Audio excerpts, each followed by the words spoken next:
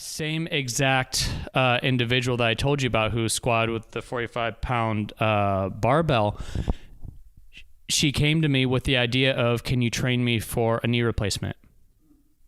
That makes sense? Because we were talking about that in the Pilates water class I was telling you guys about. I was talking about, so yes, if you're going to have a joint replacement, training ahead of time for that is very, very good. The evidence supports your outcome is much better.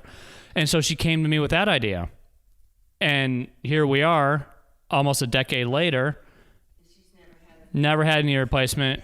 She's doing great.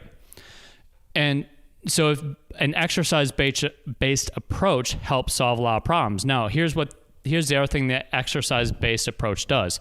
It provides clarity. If you start with the exercise-based approach, you go with somebody who can correct your movement. They're addressing the flexibility, the inner thigh tightness, the fact that the ankles don't move very far, the fact that the hip is actually really weak and isn't providing the necessary amount of torque to pull the knee outward, so the knee just falls in and closes down all the time, which then causes knee pain. By the way, I get this too. And then I'll go and I'll do a stretch or a strengthening exercise. I'll get my hips activated. I'll stretch what is tight. I'll do the same movement and the pain is gone.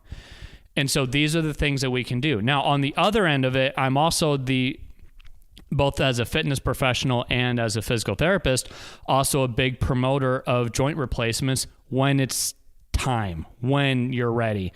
And I don't know. It used to be you'd hear doctors say, well, just wait until you can't take it anymore, right? And then people can take pain for a long time.